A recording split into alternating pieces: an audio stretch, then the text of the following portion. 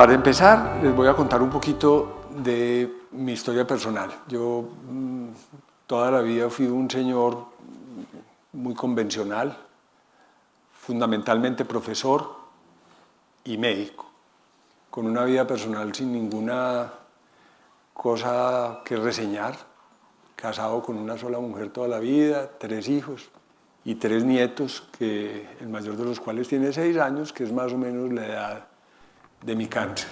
Hace 5 años y medio, cuando yo estaba en la plenitud todavía, tenía unos 63 años y trabajaba mucho. Un día me mandaron por rutina un examen, una radiografía. Y en la radiografía se vio una manchita que le llevé a un amigo neumólogo, la miró y dijo: eso fue que tuviste una infección y es como un proceso de curación de esa infección. Hacete un TAC, una tomografía, en enero.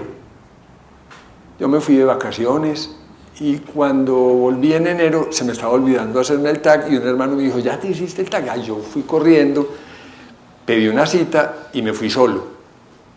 La radióloga, mi hijo mayor es radiólogo, y entonces eran colegas y contemporáneos, habían estudiado juntos, la radióloga que me hizo el examen. Y yo había sido profesor de ella. Y cuando yo salí del examen, la encontré con una cara de angustia, con una preocupación. No me quiso decir nada. Me dijo: no, yo ya llamé a su hijo para que venga, y entonces entre los dos le explicamos.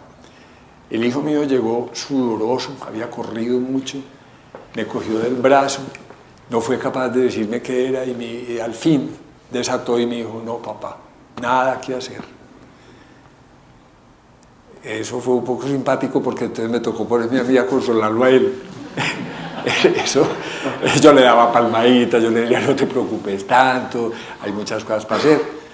Lo cierto era que en breve tenía un carcinoma de pulmón lleno de metástasis. Esos, los pulmones parecían un árbol de Navidad. Y no les voy a hacer muy larga la historia, todos los días siguientes fueron de cirugías, de cosas y todo, que culminaron con la cirugía unas 3 semanas después, en la que me iban a resecar el cáncer.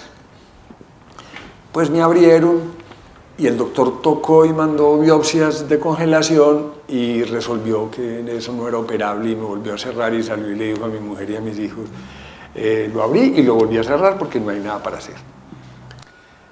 Yo tenía un consultorio bastante exitoso, lo cerré y me retiré y me dediqué a reconstruir lo que hubiera mientras se pudiera. Eso generó la mayoría de las reflexiones que voy a compartir con ustedes hoy. Dirán ustedes: ¿y cuál es el cambio principal? Estar enfermo. El cambio principal es que cuando usted recibe una noticia de esas, usted hace un cambio de enfoque de la cámara que toda la vida miró hacia afuera y le toca ponerla a mirar hacia adentro. Ese es el cambio fundamental que, reflexionando, todos debiéramos hacer con cierta frecuencia en la vida. Y como el tema es atención en la salud, es imposible atender la salud sin tener la cámara mirando hacia adentro. La cámara son los ojos, es la mirada.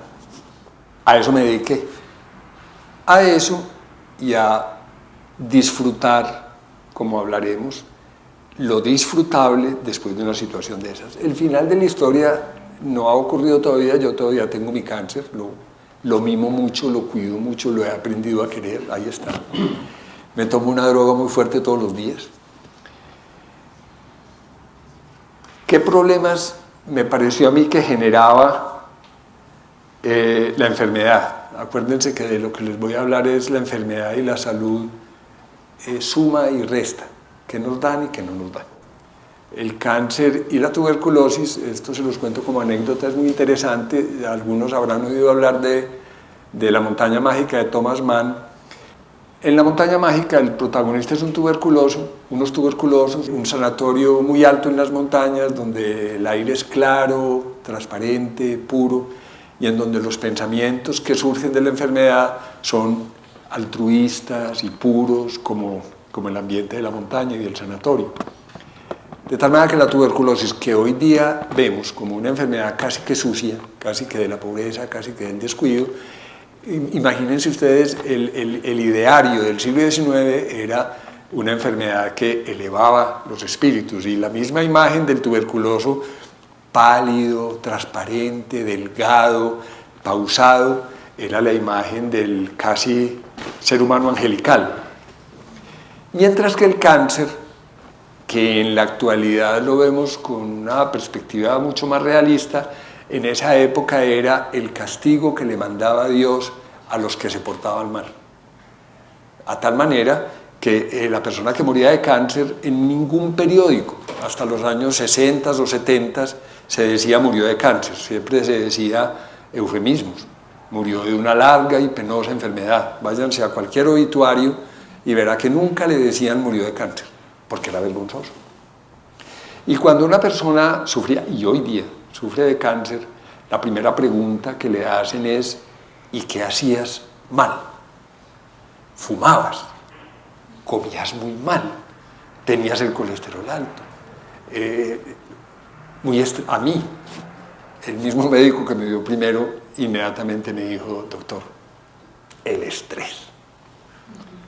Dije, pues entonces tendríamos cáncer todos, porque es que ¿quién puede vivir hoy día sin estrés? El estrés es parte del momento. Entonces, la primera cosa que trae la enfermedad hoy día es la culpabilidad.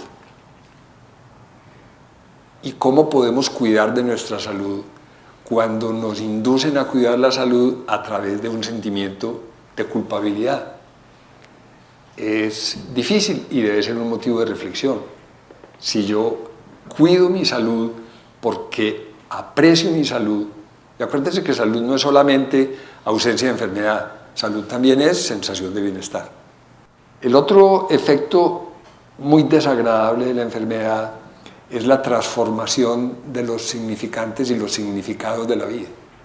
Cuando una persona sale del consultorio donde el médico le dijo: usted es diabético y usted no puede volver a comer dulce, y usted tiene que rebajar 16 kilos, y usted tiene que irse para un gimnasio, etcétera, etcétera. Imagínense la transformación que recibe en ese momento en su bienestar, y la transformación que recibe en ese momento en relación con el cuidado de su salud. Es el día y la noche, porque el médico lo primero que hace es hacerlo responsable de las modificaciones fundamentales en su vida. Entonces coge una persona cómoda, que le gusta ver televisión, que es gorda, que adora la comida, que es tranquila, que es gocetas con las cosas, lo convierten en un detective, en un inspector y en un policía de su quehacer diario en relación con el disfrute. De manera que a partir de ese día se va a sentir culpable cada que se come un chicharroncito, no va a poder volver a comerse una chocolatina, por lo menos no delante de los demás. Cada que compre un alimento va a tener que ir a leer la letrica chiquita de qué tiene y qué no tiene, y si está prohibido o no está prohibido. La transformación de la vida es terrible, de manera que los significantes, los significados de las cosas se van a transformar por completo. Lo van a convertir en otra persona en relación con las cosas. ¿Y cuál es la reacción de quien le dicen entonces usted tiene una enfermedad? Posiblemente esa persona concentra toda su preocupación previa por la salud, la concentra en la preocupación por la enfermedad. Esa es otra cosa que quiero que hagamos notoria. La relación de ustedes sanos es generalmente una relación inconsciente, despreocupada, descuidada, tranquila, feliz con la salud. Lamentablemente, generalmente inconsciente. En el momento en que uno enfrenta la enfermedad de la manera que les digo, en que transforma todo su mirada y la concentra en su nueva vida, puede que lo domine un sentimiento negativo. Es el me debo preparar para la muerte. Me dijeron que me iba a morir en 6 meses, entonces voy a bregar, a asumir el desastre que se me avecina. ¿Cómo les pasaría a ustedes si en determinado momento en su oficio sintieran una amenaza enorme? Probablemente enfrentarían la amenaza. Y yo, en mi caso personal, lo estaba haciendo así. Muy deprimido, muy aburrido. Organicé todas mis cosas hasta el último detalle, cogí una libreta así de gorda y le escribí a mi señora todas las cosas. Por los días en que yo me enfermé, nacieron 2 nietos míos, los primeros. Entonces me dediqué a hacer algo de memoria mía por lo que me quedara y en ellos. Y eso impresionó mucho a mi familia porque me convirtió en un individuo totalmente distinto al que era. Yo inclusive le traté de explicarle a mi señora que el día que me habían dicho que yo tenía un cáncer, que me iba a morir, era como que me hubieran trazado una línea y yo hubiera pasado la línea y los demás hubieran quedado a este lado de la línea. ¿Cierto? Porque es que todos los demás siguen viviendo el futuro y yo ya no tengo futuro. A mí en ese momento me nombraron gerente de la empresa en interinidad. ¿No hay? Si alguno aquí está nombrado interinamente, le pido excusas por lo que voy a decir, pero nada más horrible que el interinato. Que a uno le digan, va a ganar lo mismo que ganaba antes, tiene el mismo nombre de lo que tenía antes y todo, pero le vamos a poner unas funciones mientras nombramos al que sí le vamos a pagar más o al que sí le vamos a dar el reconocimiento. Eso es espantoso. Esa es la situación de una persona que le dicen, usted se va a morir. Lo nombran vivo en interinidad. Está vivo, usted no puede hacer planes, usted no programa nada, usted ya sí había pensado en que iba a comprar una finca, o que iba a hacer unas reformas, usted ya todo lo borra y se dedica a la angustia diaria de solucionar el problema de la moría. En ese momento un hijo mío, mi hijo menor, los hijos menores son muy sensibles, un día me pidió audiencia, a mí no me gustaba mucho hablar con nadie en ese momento, y me dijo, yo te quiero comentar un asunto. Papá, yo creo que tú te has preparado mucho para la muerte, estás perfectamente preparado para la muerte, pero dada la situación y la tecnología de hoy día y todo, creo que simultáneamente también debías prepararte para vivir. Eso me impactó bastante, que uno en una situación de esa lo estén regañando y le estén enseñando a un muchacho que uno también tiene que prepararse para vivir. Y por esos días me llegó un meme, no sé si a ustedes les gusta una tira cómica que se llama Carlitos o Charlie Brown, a mí me ha gustado mucho toda la vida, y me llegó un meme en que están sentados en un muelle, Carlitos y el perrito, se llama Snoopy, pero no me acuerdo el nombre en español, y Carlitos le dice con una enorme tristeza al perrito, le dice, fulanito, un día de estos nos vamos a morir. Y el perrito le contesta, sí, un día de estos nos vamos a morir, pero en los días anteriores no. Eso parece una bobadita, pero miren la enorme filosofía que trae detrás. Y eso, en relación con la salud y en relación con la vida, es supremamente importante en el sentido de que uno no debe vivir varias veces un mismo evento, mucho menos si el evento es negativo. ¿Para qué, si a uno lo van a operar dentro de 15 días, empieza uno desde el primer día a vivir la operación? Ya la vivirá en el momento en que le llegue. Ese diferir el momento de la muerte y aprovechar lo que me quede entre este momento y la muerte para no vivir la muerte me pareció muy importante. ¿Por qué razón yo tenía que hacer una revolución muy importante en mi pensamiento? Porque yo no puedo evitar ser médico y pertenecer a una estructura social en la cual también pido perdón si ofendo a alguien con lo que les voy a decir, pero es también una conclusión mía.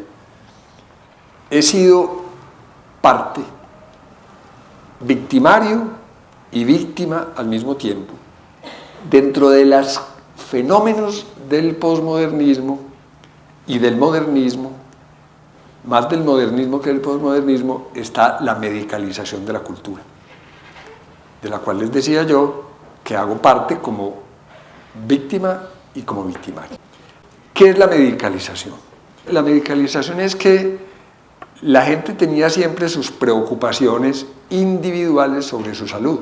La medicina no era una potencia, ustedes se extrañarían de lo poco que era un médico hace 150 años. Si ustedes ponían las jerarquías en los países, primero estaba el rey, después estaba la corte, después estaban los cortesanos y dentro de los cortesanos, que son los que adulan a la corte para que interceda ante el rey. Si se les parece algo actual, no es culpa mía, pero es esa partida de zánganos que median entre los que trabajan, que se llama la burguesía, que son ustedes y yo, somos los que hacemos cosas, los que le damos valor al trabajo, y una cantidad de cortesanos que eran los que iban a los bailes, y eran los que se ponían la ropa bonita, y eran los que sabían cómo debían ser las hebillas de los zapatos, que mediaban entre los burgueses que no tienen acceso a los palacios y el rey, para que les diera la posibilidad de trabajar la carnicería en un pueblito, por allá. Entonces había que adular al cortesano.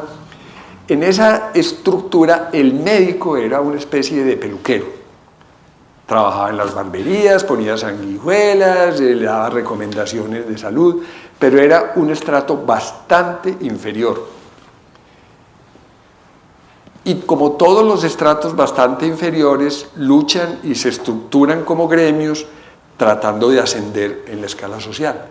O sea, tratando de obtener poder ante el poder, capacidad de influencia. Y eso hizo que la medicina, de una manera o de otra, se las arreglara para ir permeando la cultura hasta convertirse en un competidor real de la religión. Antes de la medicina, la religión era un poder real. O sea, el rey y el papa, el rey y el cardenal, acuérdense el cardenal Richelieu, el cardenal no sé qué, eran parejos. Pero la medicina se convirtió en una religión. Si ustedes van a un gimnasio, hoy día es lo más parecido a una iglesia. El silencio, todo el mundo dedicado a la oración, que es la máquina. Y los pósters, son los santos. Antes el santo era con una flecha clavada aquí, o dos cuchillos aquí, o las goteras de sangre, el sufrimiento. Esa era la imagen a imitar. O cargando un niño, o alguna cosa pues que hablara de bondad y de valores. Hoy día es un señor súper cuajo, con una chocolatina aquí, con unos pectorales enormes, una muchacha con un calzoncito chiquitico para que se le vea que no tiene un gramo de grasa, y esa es la imagen a imitar. Y casi todos nos sentimos mal cuando en el espejo vemos que tenemos un gordito aquí, otro gordito allá, esto caidito, esto no sé qué. No estamos siendo suficientemente santos, nos falta santidad. Entonces, el cuidado de la salud se convirtió en una religión.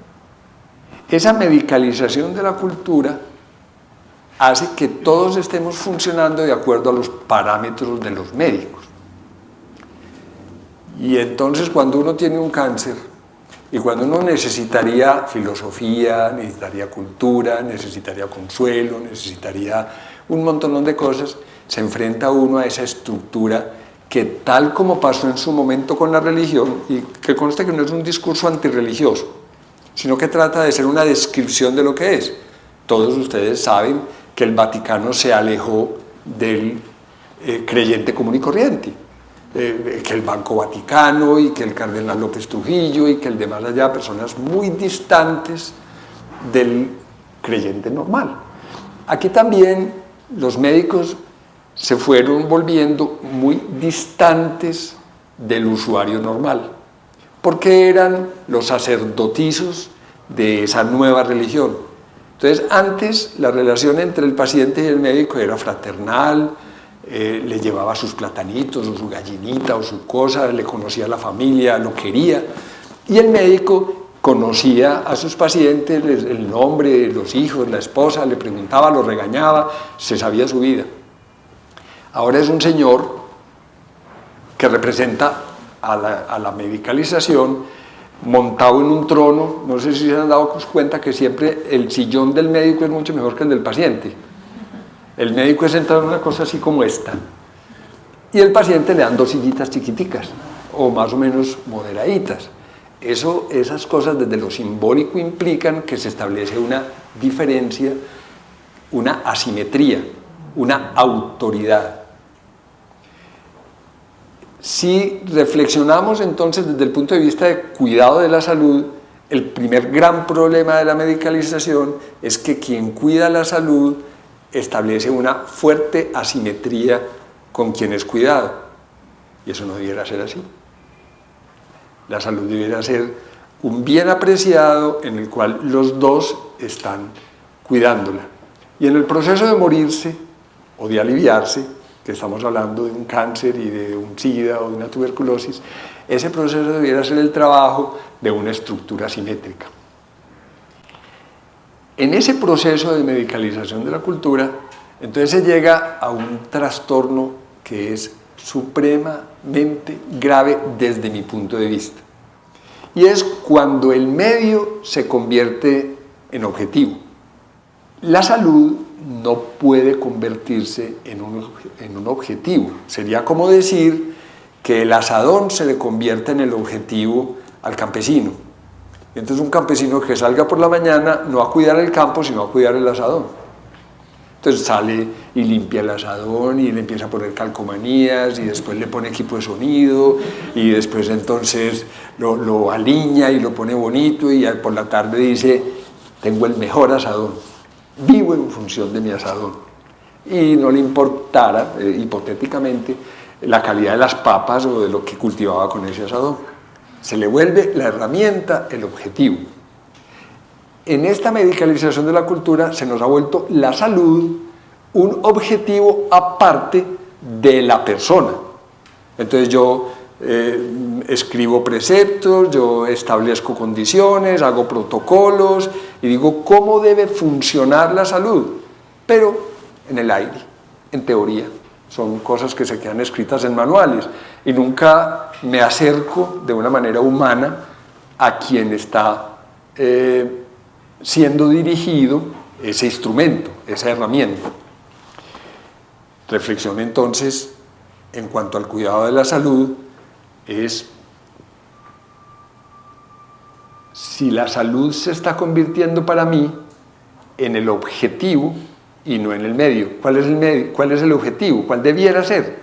El bienestar, la felicidad, la productividad en el sentido no de indicadores económicos o financieros, sino la felicidad en la que el indicativo es cómo me siento al final del día. La charla se llamaba La enfermedad, sumas y restas. Entonces ya les he hablado mucho de la enfermedad, les he hablado mucho de la percepción de la salud y les he hablado algo de cómo lo miramos. Ahora viene una parte que es un poco ya de una mirada interesante. Resulta que esa medicalización nos ha hecho ver la enfermedad, la palabra más dulce, como un desastre. Usted se sienta donde el médico y él vive del desastre. Yo adoro la medicina, entre otras cosas hago el paréntesis, y he sido médico toda mi vida y he sido más o menos buen médico. No vayan a creer que porque este discurso parece antimédico, no es antimédico. Es que toda mi vida he luchado por una cosa que se llama humanización de la medicina. La humanización de la medicina es no mirar la medicina como un objetivo, sino como un instrumento. Pero la medicina la amo, y eso no me vayan a ver como un enemigo de la medicina. Entonces, esa medicalización, que es una distorsión de la medicina, lamentable, de la modernidad, nos ha hecho ver la enfermedad como un desastre. Entonces, uno va donde el doctor, y el doctor no solamente lo hace sentir a uno mal porque le dice el diagnóstico y le dice: usted a partir de este momento es diabético, tiene cáncer, se va a morir, o lo que tenga que decirle, sino que además no tiene ninguna modificación en su expresión o en su discurso cuando nos dice que nos transformamos de A en B. Pero resulta que cuando ese médico, que actúa así toda la vida, sincerote, francote, te toca, vas a tener que dar de beber, vas a tener que dar de fumar, vas a tener que convertirte en otro. Un día le cae la enfermedad a él y se tiene que pasar del asiento ancho al asiento estrecho y se tiene que bajar del asiento alto al asiento bajito. Entonces yo, como tenía que prepararme para la vida, porque me dio la orden mi hijo menor y es muy mandón, y yo le obedecí para evitar conflictos, pensé, ¿y si la enfermedad no necesariamente tuviera que ser mala?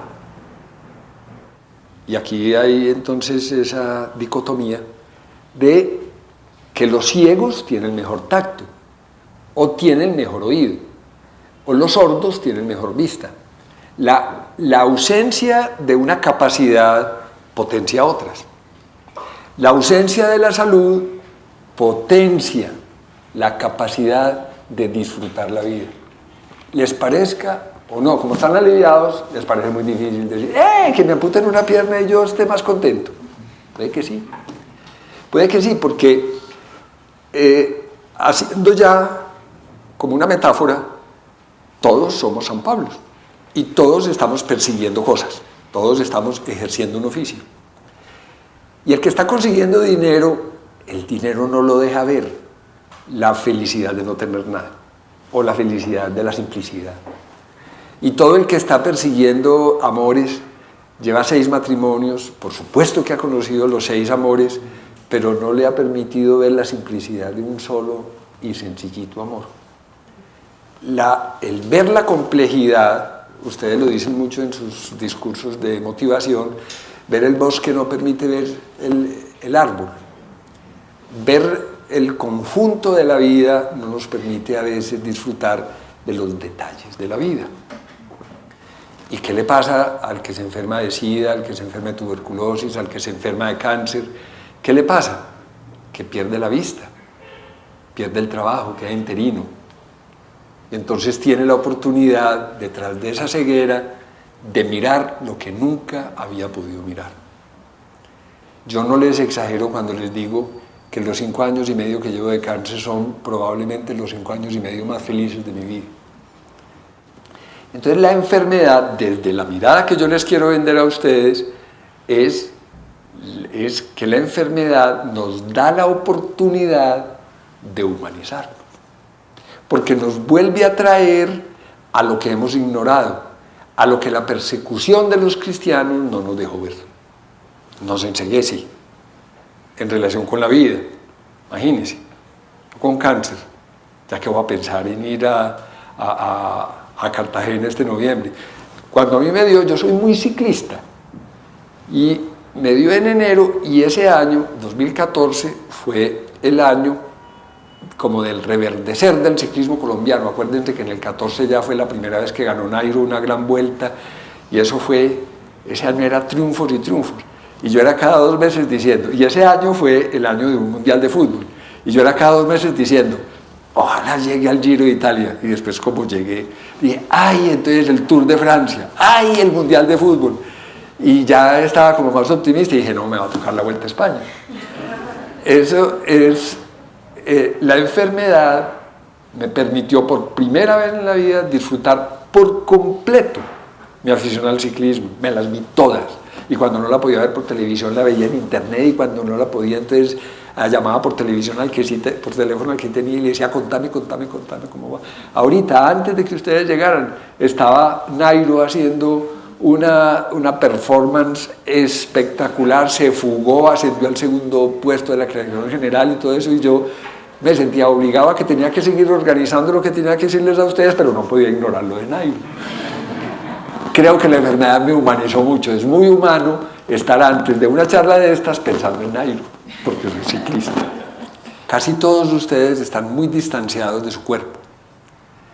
Casi todos, me perdonan si les parece escatológico, orinan sin darse cuenta que orinaron, defecan sin darse cuenta que defecaron, sudan sin darse cuenta que sudaron, puede que eyaculen sin darse mucha cuenta que eyacularon, o no les importe si les da mucho trabajo. Una cantidad de cosas relacionadas con su propio cuerpo les pasa inadvertidas en las preocupaciones. Entonces, mientras comen, tienen el celular. y no se dan cuenta del placer o el displacer de la entrada del alimento a su cuerpo. Cuando se enferman, restablecen la comunicación debida con su cuerpo, digámoslo, con su organismo. Entonces son conscientes de cómo duermen, conscientes de cómo comen, conscientes de cómo quieren, conscientes de cómo sudan. Es muy importante. La otra cosa que redescubren es la felicidad de lo cotidiano, la felicidad, la conciencia más que la felicidad de las cosas mínimas. Si ustedes se ponen a pensar, fuera del trabajo, ¿cuántas veces en su día son conscientes de las cosas mínimas? Por ejemplo, si el café estaba más calientico, más frito de lo habitual, o si alguien fue especialmente querido, o si alguien estaba triste cuando lo saludaron. En el afán del trabajo, todas esas cosas se pasan desapercibidas. Enférmense si quieren volver a ver toda la importancia de las cosas mínimas. Se reconstruye una realidad totalmente diferente a la realidad que se adquiere en el desequilibrio. Me atrevería a decir que de ustedes el 70%, o sea, 2 de cada 3, tienen sus vidas totalmente desequilibradas.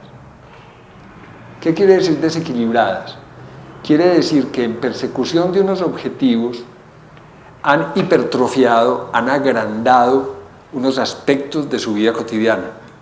Por ejemplo, trabajar 14 horas. Por ejemplo, trabajar 10 horas. Por ejemplo, comer a la carrera en 5 minutos. Por ejemplo, no tener un ratico de comunicación afectiva con las personas con las que se relacionan o con las que viven. Eso se llama desequilibrio, ¿no? ¿Cuál es el equilibrio? El equilibrio debiera ser, si habláramos de 4 partes, el equilibrio debiera ser familia, trabajo, cuerpo y descanso. Hablando de cuerpo, necesidades habituales, de las cosas que el cuerpo hace y que uno debiera permitirle hacer. Piensen si ustedes tienen ese equilibrio. La enfermedad les restablece por completo la conciencia de la necesidad del equilibrio. Y la última cosita era que la enfermedad, de alguna manera, eso lo decía Fernando González, nuestro filósofo paisa, decía, ¿cómo podríamos apreciar los días de sol si no fuera por los días de tormenta? Si todos fueran soleados, a nadie le gustaría. Pero los días de tormenta, los días de oscuridad, los días feos, el mal clima general de Bogotá nos hace apreciar un día hermoso como el de hoy. La enfermedad nos hace apreciar y buscar la salud, que no siempre tiene que ser la salud total, sino que puede ser la salud de cada momentico, la salud de cada acción y de cada actividad. Yo creo que puedo dejar ahí. Les agradezco mucho la paciencia.